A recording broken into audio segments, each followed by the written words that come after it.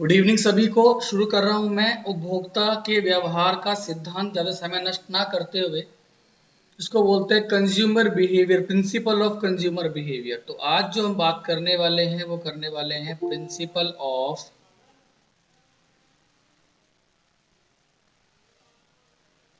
Consumer behaviour. ठीक है, principle of consumer behaviour. अब ये कंज्यूमर बिहेवियर का प्रिंसिपल क्या है, यानी एक कंज्यूमर, एक उपभोक्ता किस तरीके से व्यवहार करता है, यानी उपभोक्ता के व्यवहार करने का तरीका क्या हो सकता है। सबसे पहले हमने पिछली क्लास के अंदर कुछ क्वेश्चन डिस्कस किए थे, वहां से मैं थोड़ी सी बात कर लूं। क्वेश्चन नंबर 1 डिस्कस किया था हमने, अंतिम वस्तु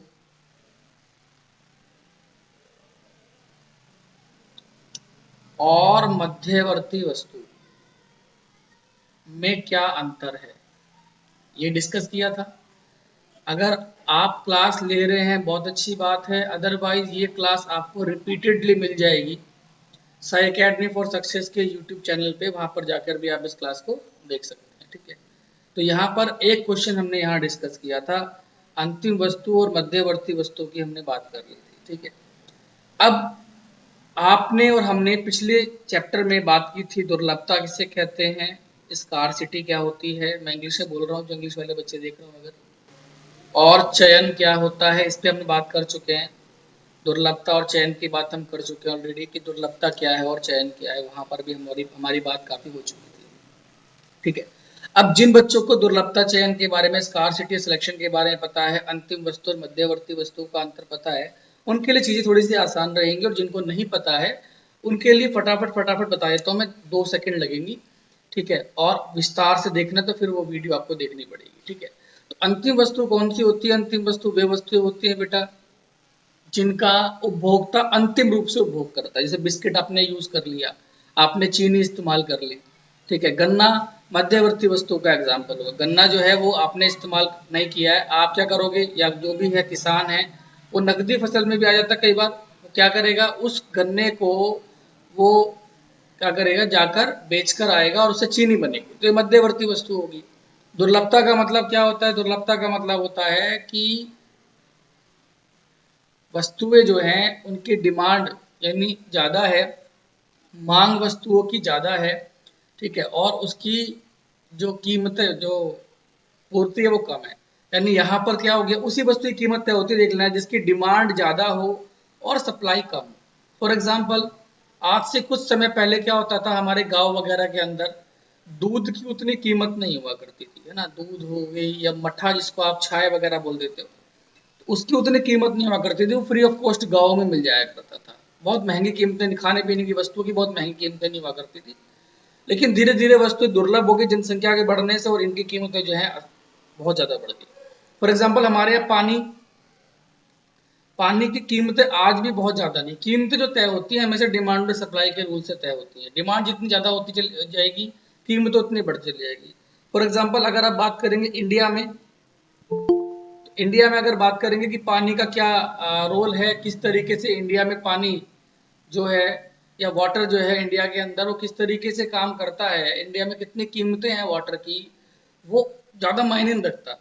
मतलब बिस्लरी आपने पीना है कहीं जाके तो वो हार्डली 20 रुपीज़ 25 रुपीज़ का हो जाता है। लेकिन अगर आप पानी की बात करेंगे यूएई में, या अरब कंट्रीज के अंदर पानी की बात करेंगे, तो वहां पर आपको समझ में आ जाएगी वास्तव में पानी की क्या कीमत है, वाटर की क्या कीमत है। और रीजन क्या है इसका? रीजन सेम है कि जहां पानी कम है वहां डिमांड उनकी बहुत ज्यादा है। हमारे यहाँ पानी भी काफी मात्रा में है, ठीक है, और डिमांड भी हमारे यहाँ जो है काफी मात्रा में है। तो इसलिए जो है ना, कोई फर्क नहीं पड़ता हमारे यहाँ। अभी तो वाटर की प्राइसेस तय होनी शुरू हो गई है, मगर आज से 10 साल पहले, 5 साल पहले जो है वाटर का इतना ज्यादा प्रॉब्लम नहीं था, तो कीमतें भी नहीं होती थी। ठीक है, आगे बढ़ लेता हूं मैं। यहाँ पर 2 क्वेश्चन हमने पिछली क्लास के अंदर डिस्कस किए थे, और कुछ क्वेश्चंस मैं आज बात करूंगा। यहाँ पर सबसे पहले मैं आज बात करने वाला हूं किस पर? कंज्यूमर बिहेवियर की। Consumer behaviour. अब जाहिर सी बात है, ये नेचुरल कैलेमिटी है, ये कोरोना काल है, और आपको अच्छे से मालूम है कि इसके अंदर क्या है, हमारा बिहेवियर कितनी तेजी से चेंज हुआ है, हमारा कंज्यूमर का बिहेवियर कितनी तेजी से चेंज हुआ है। कैसे चेंज हुआ है, हम केवल अब जो आश्रित हैं, बेस हैं, वो जो हमारी बहुत मोस्ट एसेंशियल कॉमोडिटीज है, देखो इसमें तो अलग अलग वैरी करता है, हर कंज्यूमर अपना अलग अलग वैरी करता है, लेकिन फिर भी जो हमारी मोस्ट इंपॉर्टेंट कॉमोडिटीज है, एसेंशियल कॉमोडिटीज है, फिलहाल हम उनका इस्तेमाल कर रहे हैं। लेकिन यहाँ कैलेमिटीज की मैं बात नहीं कर रहा, मैं नॉर्मल चीजों की बात कर रहा हूँ। तो किसी भी कंज्यूमर के बिहेवियर पे तीन चीजें हैं जो जिस पर ये हमारा उपभोक्ता का व्यवहार जो है वो आश्रित होता है। पहला क्या है, उपलब्ध विकल्प, मैं इंग्लिश में लिख दूंगा, साथ में लिखते रहना मेरे। यानी हमारा व्यवहार कैसे चेंज होता है, उपभोक्ता का व्यवहार कैसे चेंज होता है। एक तो हो गया उपलब्ध विकल्प, जिनको बोलते हैं अवेलेबल ऑप्शंस, ठीक है। तो पहली कहानी है अवेलेबल ऑप्शंस की, यानी में उपलब्ध विकल्प। दूसरा पॉइंट है रुचि, यानी इंटरेस्ट। और सर, तीसरा, हाँ जी, कंज्यूमर बिहेवियर को क्या बोलते हैं हिंदी में? ऊपर लिखा था मैंने बेटा, ये ना उपभोक्ता का व्यवहार। ठीक है सर। ओके, तो सेकंड क्या हो गया आपका, रुचि हो गई। एंड थर्ड आपका हो गया अधिमान। अधिमान इसको बोलते हैं इनडिफरेंस। एक एक करके बात कर लेते हैं। इन तीन के आधार पर किसी भी कंज्यूमर का बिहेवियर डिसाइड होता है कि कोई कंज्यूमर किस तरह की चीजें खरीदेगा, वो किस पर डिपेंड करता है, इन तीन चीजों के ऊपर डिपेंड करता है बेटा, ठीक है। जैसे मैं सबसे पहले बात कर लूं उपलब्ध विकल्प की। देखो अगर किसी चीज के ऑप्शन हमारे पास आसपास ज्यादा होंगे तो हम उस तरीके से बिहेव करेंगे। फॉर एग्जांपल, अभी इलेक्ट्रिसिटी के लिए हमारे पास ऑप्शन नहीं है, बहुत सारे ऑप्शन नहीं है इलेक्ट्रिसिटी को लेकर, तो हमारा बिहेवियर अलग तरीके का होता है, थोड़ी बिजली बचाते हैं, तो हम किसी दूसरे प्रोड्यूसर के पास नहीं जाते बिजली लेने के लिए, क्योंकि हमें मालूम है दिल्ली के अंदर बिजली कौन देता है, BSES, ऑप्शन नहीं। जहां ऑप्शन नहीं वहां रिजिडिटी आ जाती है, ठीक है। लेकिन अगर ट्यूशन सेंटर की बात करूं, क्लासेस की बात करूं, तो वहां पर हमारे पास दुनिया भर के ऑप्शन हैं, तो विकल्प ज्यादा होंगे तो हमारा जो बिहेवियर है वो क्या हो जाएगा, चेंज हो जाएगा। तो मेन कहानी है कि हमारे पास ऑप्शन कितने हैं। दूसरा इंटरेस्ट, आपने देखा होगा अगर किसी व्यक्ति को इंटरेस्ट है, फॉर एग्जाम्पल पैसे नहीं है लोगों के पास घर के अंदर, लेकिन एल्कोहल, एल्कोहल की डिमांड कम हुई है क्या, एल्कोहल की डिमांड बिल्कुल भी कम नहीं हुई है। शराब लगातार लोग खरीद रहे हैं। एक बार तो ऐसा हुआ कि 70% तक टैक्स बढ़ा दिया गवर्नमेंट ऑफ इंडिया ने, उसके बाद भी लोगों ने शराब खरीदना बंद नहीं किया। रीजन क्या है, उनके इंटरेस्ट का विषय है। और इंटरेस्ट बहुत सारे हो सकते हैं, ये तो खाली एक ही इंटरेस्ट की बात हुई है। कोई मूवी देखना चाहता है, कोई नेटफ्लिक्स पे कोई पबजी खेलना चाहता है, सबके अपने अपने, कोई पढ़ना चाहता है, इसमें एक दो बच्चा आएगा 100 में से, ठीक है, बाकी तो बहुत सारे उनके पास ऑप्शन रहते हैं। तो इंटरेस्ट की बात आती है, ये हमारे बिहेवियर को हमेशा चेंज करता है, इंटरेस्ट, ठीक है। तीसरी बात करते हो इनडिफरेंस। इनडिफरेंस एक ऐसी स्थिति हो जाती है, एक ऐसी कंडीशन हो जाती है जिसके अंदर ये दोनों चीजें ना कैंसिल हो जाती है। फिर ये दोनों चीजें फिर यहाँ पे इंडिफरेंस में नहीं आती है। आपका इंटरेस्ट नहीं आएगा इसके अंदर। इंटरेस्ट क्यों नहीं आएगा, आपको दो वस्तुएं दे दी, आपके ऑप्शन नहीं छोड़े। आपको दे दिया, एक तो सिर्फ दे दिया सेब, आपको सेब खरीदना है, और एक आपको संतरा खरीदना है।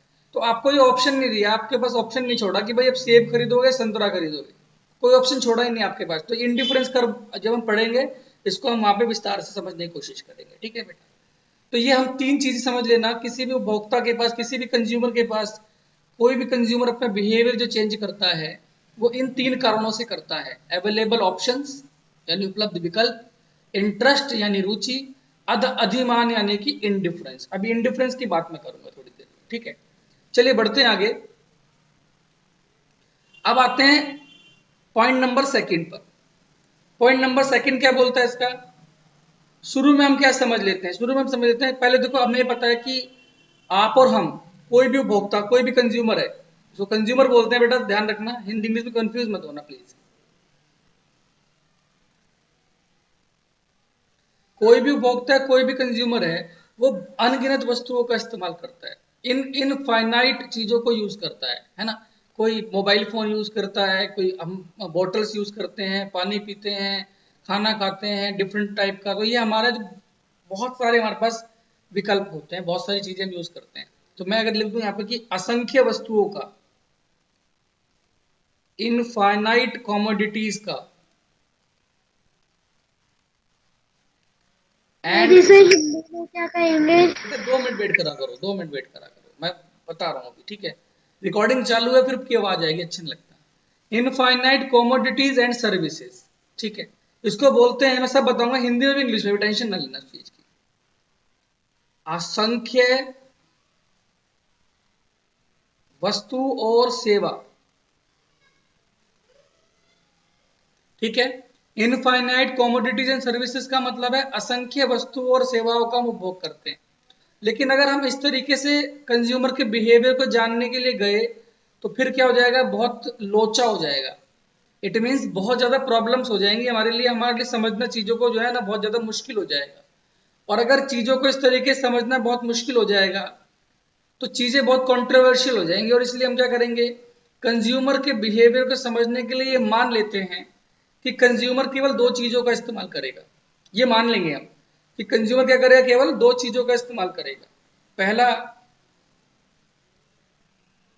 मान लेता हूं मैं वो वस्तु एक्स का यूज कर रहा है, वस्तु एक्स का, X1 का, और दूसरा मैं मान लूंगा X2 का यूज कर रहा है बस।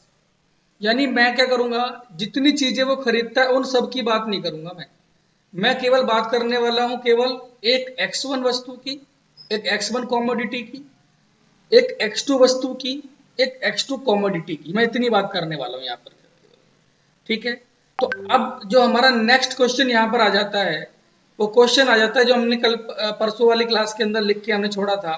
और वहां पर हमने ये छोड़ा था लिख के कि भाई ये बता दो मुझे, उपभोक्ता बंडल किसे कहते हैं। इस क्वेश्चन पे हमने छोड़ा था। नहीं सर, इसके बाद 2 क्वेश्चन और लिखवाए थे आपने। पहले तो यही था मैडम जी। हाँ, पहले यही था। तो यहीं से शुरू करूंगा ना मैं। अच्छा, ठीक।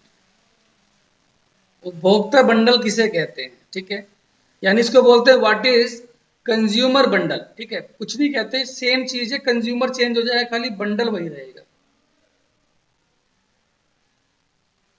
व्हाट इज कंज्यूमर बंडल, ठीक है। अब कंज्यूमर बंडल का मतलब क्या हो गया, मैंने ये मान लिया कि जो एक कंज्यूमर है, मान लो लताशा है, ये लताशा क्या कर रही है, बस केवल X1 कॉमोडिटी का यूज कर रही है फिलहाल, और ओनली X2 कॉमोडिटी का यूज कर रही है। इन दो कॉमोडिटी का वो यूज कर रही है, थर्ड कॉमोडिटी का यूज वो नहीं कर रही है, ऐसा मैंने यहाँ पे मान लिया है। तो अब क्या होगा, मैं ये लिख सकता हूं उसमें, आंसर में मैं ये लिख सकता हूं कि इसने क्या किया, X1 और X2 कॉमोडिटी का यूज कर लिया, इसी को बंडल कह देते हैं। देखो क्या है इसकी डेफिनेशन, क्या हो जाएगी, दोनों, और इंग्लिश में लिखूंगा बेटा मैं सीधा, ठीक है, दोनों वस्तुओं की मात्राओं को, और इसका रिपीटेशन भी आप कर करके देखना एक बार, जो चीज समझ में नहीं है मेरे से पूछ सकते हो, कोई दिक्कत नहीं है। लेकिन फिर भी मैं आपको ग्रुप में भेजूंगा ये वाली वीडियो, आप देखना अच्छे से, बताना मुझे कि क्या है चीजें। दोनों वस्तुओं की मात्राओं,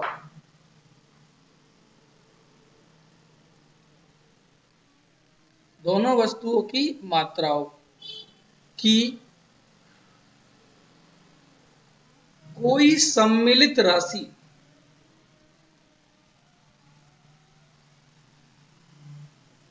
कोई सम्मिलित राशि को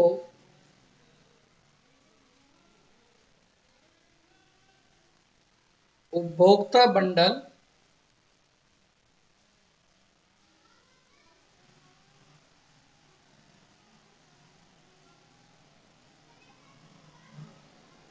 कहते हैं,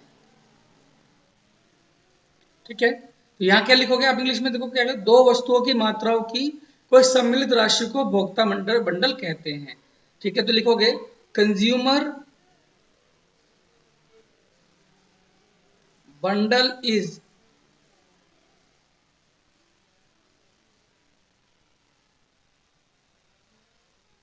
a quantity of two commodities. तो दो कॉमोडिटीज की हम बात कर रहे हैं। अगर हम दोनों कॉमोडिटीज को ऐसे लिखना शुरू कर देंगे, अगर हम दो कॉमोडिटीज को ऐसे लिखना शुरू कर देंगे, जैसे मैंने यहाँ पे लिखा X1 और X2, तो इसको हम लोग बोल देंगे उपभोक्ता बंडल। उपभोक्ता बंडल हमें क्या बताता है? उपभोक्ता बंडल हमें बताता है कि एक वस्तु की केवल हम दो वस्तुओं का ही, एक व्यक्ति केवल दो वस्तुओं का ही क्या कर रहा है, प्रयोग कर रहा है। ये हमारा क्या बता रहा है? कंज्यूमर बंडल बता रहा है। और यहां पर दिखाने की कोशिश भी की है मैंने आपको। फॉर एग्जाम्पल अगर मैंने ऐसे लिख दिया, फॉर एग्जाम्पल उदाहरण के लिए मैंने क्या लिख दिया कि 5,10। इसका मतलब क्या हो गया? X1 की 5 कॉमोडिटी और X2 की 10। मान लो मैंने X1 मान लिया सेब, एप्पल, X2 मान लिया संतरा, ऑरेंज। इसका मतलब क्या हो गया ये कि सेब की 5 क्वांटिटी यूज कर रहा है और संतरे की 2 क्वांटिटी यूज कर रहा है। ठीक है ना? इसका मतलब ये हो गया। तो कभी भी आप क्या करोगे, ये छोटी डेफिनेशन है, पेपर में अक्सर पूछी कम जाती है, तो छोटी सी डेफिनेशन है, कम पूछी जाएगी पेपर के अंदर। तो ये बेसिकली ये चीजें हैं कि इस तरीके से आप समझ जाएं, क्योंकि चीजें कुछ भी आपको मुश्किल नहीं लगनी चाहिए। कंज्यूमर बंडल को पूछ ले तो आप उसका आंसर दे सको, इसलिए ये चीज इस तरीके से। चलिए आगे बढ़ते हैं, तो आधा पेज बचा है इस पे। और आप नेक्स्ट क्वेश्चन की ओर चलता हूं मैं। पहले उपभोक्ता का बजट क्या है? आपने अक्सर अपने घर में मम्मी पापा इन लोगों से ये कहते हुए सुना होगा, भाई हमारी बजट से बाहर है चीजें। यानी वो बजट का मतलब आपको क्या बताना चाह रहे हैं? वो बजट के बदले वो आपको अपनी इनकम बताना चाह रहे हैं कि भाई हमारी इनकम जो है, क्योंकि ये हर व्यक्ति की बात है, ये अकेले आपकी बात नहीं है, ये मेरी बात है, हम सभी की बात है। हम सभी की बात ये कि हम सभी के पास हमारी जो इनकम है वो कैसी है? हमारी इनकम तो कम हमेशा रहती है, किससे? जितनी हम डिमांड करते हैं चीजों की। तो यहां पर क्वेश्चन नंबर 2 की ओर चलूंगा मैं आपके साथ, जो कि है उपभोक्ता बजट से आप क्या समझते हैं?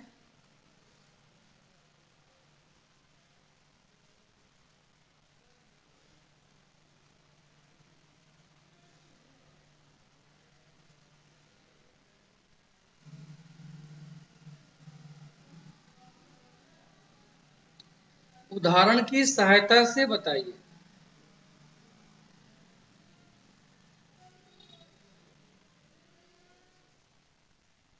What is consumer budget? Right with example. What is consumer budget? Right with example. ठीक है, तो हमें इस पर एग्जांपल चाहते बताना पड़ेगा। अब देखो, उपभोक्ता बजट के लिए ये वाला ग्राफ आप चेक कर लो एक बार।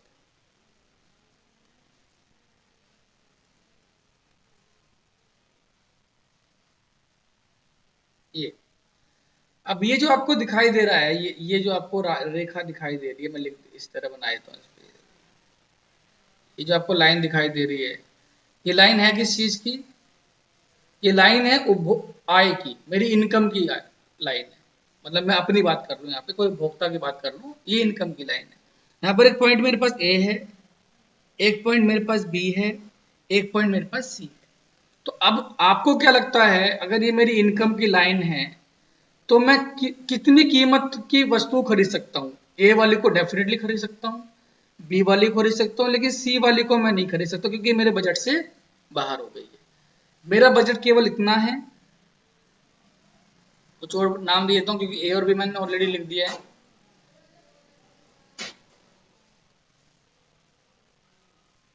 अरे यार, पी और क्यू मान लेते हैं। तो मेरा बजट केवल क्या है? पी और क्यू है।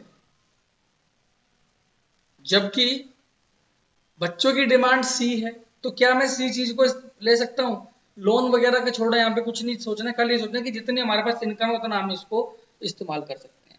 तो इसका आंसर होगा नो। तो यहां पर अगर इसकी डेफिनेशन की बात करें, उसकी डेफिनेशन क्या है वो आप लिख लो।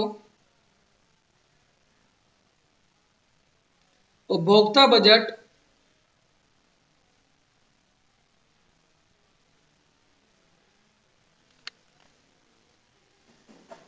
से अभिप्राय, एक मिनट होल्ड करना।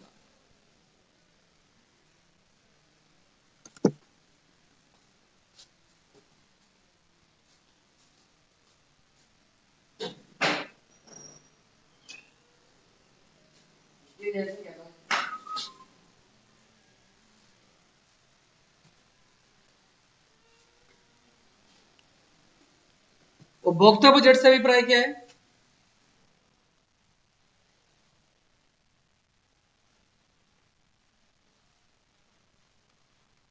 लिखिए, उपभोक्ता बजट किसी उपभोक्ता की किसी उपभोक्ता की क्रय शक्ति या आय को, उपभोक्ता बजट किसी उपभोक्ता की क्रय शक्ति या आय को दर्शाता है। ठीक है, इंग्लिश में क्या हो जाएगा? Consumer budget shows the power of, power कह सकते हैं या एबिलिटी कह सकते हैं, ठीक है, दोनों बात ठीक है। पावर तो ज्यादा हो जाएगा, लेकिन आप एबिलिटी भी लिख सकते हो पावर की जगह। Ability, consumer budget shows the ability to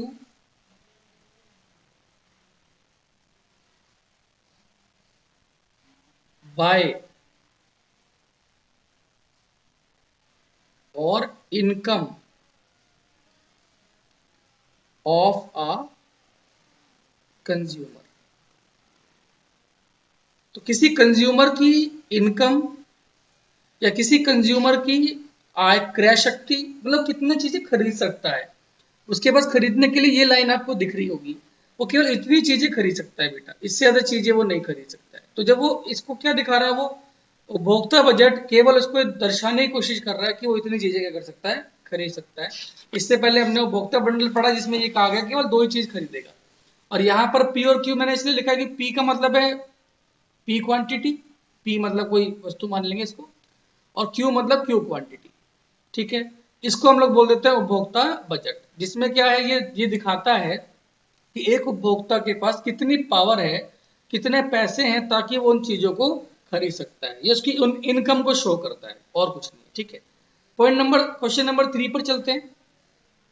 question number 3 क्या बोलता है? क्वेश्चन नंबर 3 है कि बजट सेट से क्या अभिप्राय है।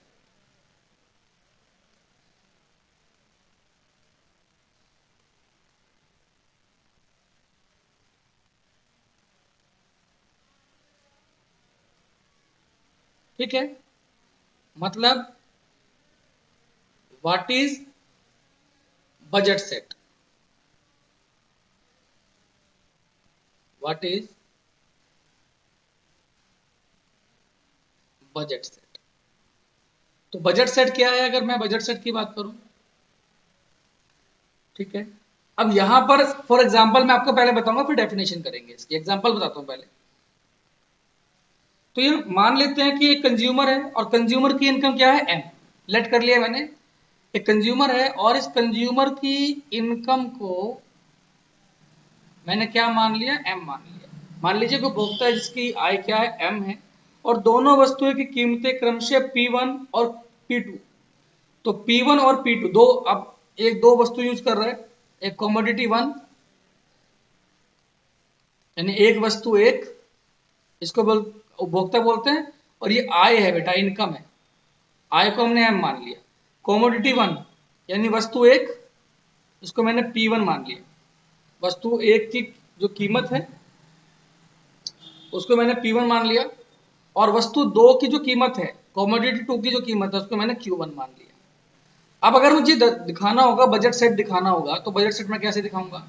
वो क्या कर रहा है, अपनी पूरी इनकम को खर्च कर रहा है पहली कॉमोडिटी जो हमने X1 मानी थी ऊपर देख, और दूसरी कॉमोडिटी जिसको हमने X2 माना था। ठीक है, तो पहली कॉमोडिटी और दूसरी कॉमोडिटी की बात कर लेते हैं। तो पहली कॉमोडिटी उसने क्या माना था, हमने x1 माना था, और दूसरी कॉमोडिटी को हमने क्या माना था, x2 माना।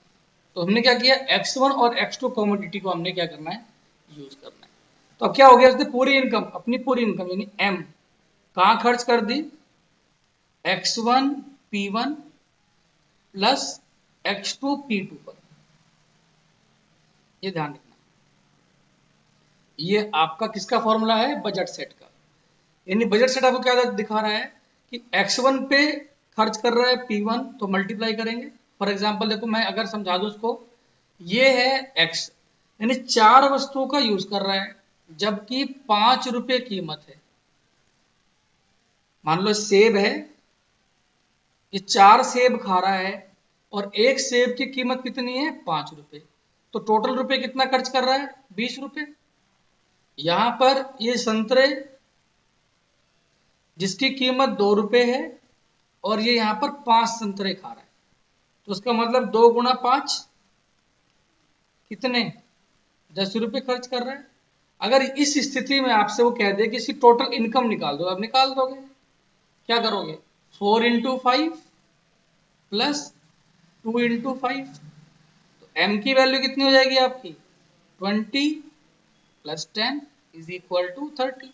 यानी यहां पर आप एक कंज्यूमर की क्या निकाल सकते हो, एक कंज्यूमर की इनकम आप यहां पर क्या कर सकते हो, निकाल सकते हो। मेरे ख्याल से चीजें क्लियर हो रही होंगी, मैं बहुत आराम से समझा रहा हूँ एग्जांपल कि यहां पर क्या है, कंज्यूमर क्या कर रहा है, केवल 2 ही चीजों को इस्तेमाल कर रहा है, तीसरी चीज का वो इस्तेमाल कर ही नहीं रहा है, ओनली 2 चीजों का इस्तेमाल कर रहा है, और अपनी पूरी इनकम को वो 2 ही चीजों पे खर्च कर रहा है ओनली, तीसरी चीजों पे खर्च नहीं कर रहा है, केवल 2 चीजों पे खर्च कर रहा है बेटा, ठीक है। तो क्या कर रहा है, कंज्यूमर जो y है वो किसके बराबर है, m के बराबर है। सेब खा रहा है, संतरे खा रहा है, सेब की कीमत दे रखी है आपकी 5 रुपए, जबकि 4 है उसका x1, टोटल 20 रुपए हो गया, और नीचे कितना हो गया, 10 रुपए हो गया। दोनों को जोड़ोगे कुल इनकम कितनी आ जाएगी इसकी बेटा, 30 रुपए आ जाएगी। यही बजट सेट दिखाता है, ठीक है। अब इसका जो डेफिनेशन होगा, ठीक है, वो क्या होगा, मैं बजट सेट की डेफिनेशन लिखवा देता हूं आपको फटाफट, या फिर बजट सेट की डेफिनेशन आप नीचे डिस्क्रिप्शन में नोट्स है वहां से ले लेना, ठीक है। बजट सेट आप समझ गए होंगे, बजट सेट क्या है मेरे ख्याल से, यार कोई कंफ्यूजन हो तो बताओ, ऑनलाइन वाले बच्चे बता दो कि कंफ्यूजन हो यहाँ पे, तो अगर कंफ्यूजन हो तो ही बोलना, यस मत बोलना, ठीक है। चलिए आगे बढ़ते हैं, एक क्वेश्चन और कर लेते हैं, समय है अभी 15-14 मिनट का समय है, अभी एक क्वेश्चन और कर लेते हैं। नेक्स्ट क्वेश्चन क्या है मेरा,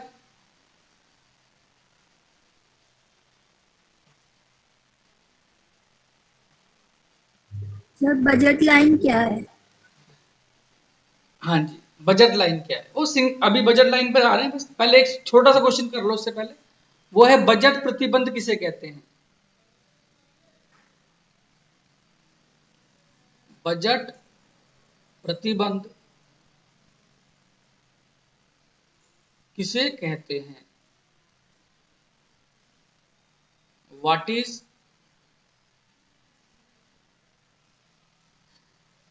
बजट रिस्ट्रिक्शंस, ठीक है, what is budget restriction.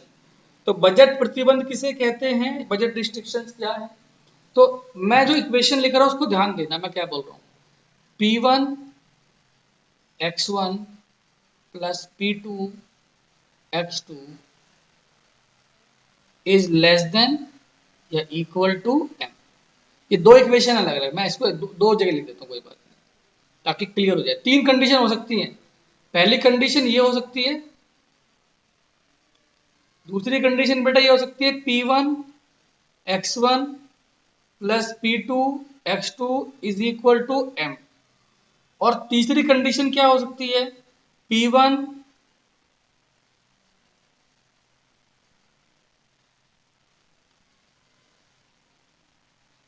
x1 plus P2 x2 is greater than m। अब यहां देखो, आप वो कहते हैं ना, उतनी चादर पसारिए जितने आपके पास संसाधन हो, ये समझे।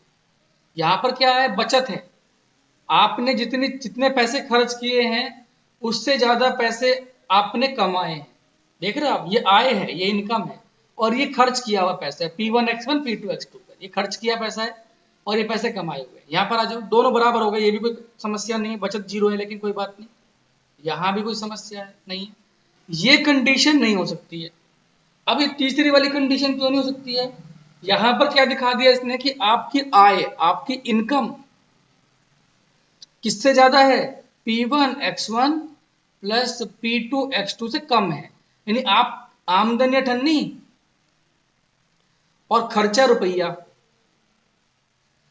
50 रुपए कमा रहे हो, 100 रुपए 60 रुपए जो भी आप लगा लो, कोई बात नहीं, अपने हिसाब से 70 रुपए आप खर्च कर रहे हो, तो ये कंडीशन तो उपभोक्ता करेगा नहीं, ये तो किसी आपातकाल इमरजेंसी सिचुएशन में करेगा वो, वरना ये कंडीशन वो नहीं अपनाएगा।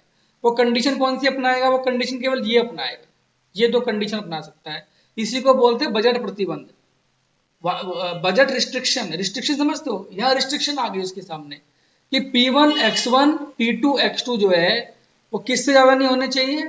M से ज्यादा नहीं होने चाहिए, बस M के बराबर होने चाहिए। क्या होने चाहिए? M के बराबर होने चाहिए। M से ज्यादा नहीं होने चाहिए, M से कम होंगे तो चलेगा, M से ज्यादा नहीं होने चाहिए। ये है आपका क्या? Budget restriction. जहां ना समझ में आए मुझे रोक देना प्लीज, है ना, कोई दिक्कत नहीं है, आवाज तो आएगी, क्या फर्क पड़ता है। लेकिन हाँ, बस वो अननेसेसरी मना किया हुआ है मैंने। अगर कोई भी 3 क्वेश्चन हमने डिस्कस किए, कहीं पे भी डाउट हो आपको, कोई भी चीज आपकी समझ में नहीं आ रही है, तो मुझे जरूर बता दें उस चीज के बारे में, किस तरह समझ में नहीं आई है। क्वेश्चन नंबर नेक्स्ट की ओर चलते हैं, जो मेरा क्वेश्चन था आपसे। फॉर एग्जाम्पल देखो, मैं यहाँ पे एग्जाम्पल भी दे सकता हूँ आपको, इसका एग्जाम्पल देख लेते हैं आप। और एग्जाम्पल बहुत अच्छा है, और एग्जाम्पल चीजें और समझ में आ जाएंगी। मैं ये मान लेता हूं बेटा कि एक बच्चा है जिसका नाम है रौनक,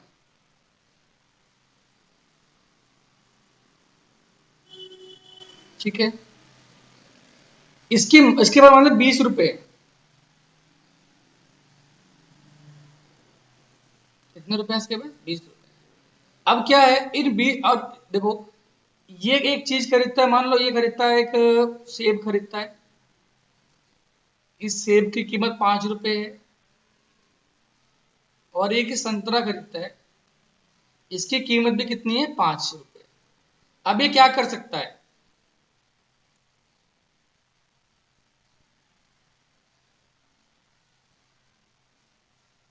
एक सेकंड देना मुझे बस।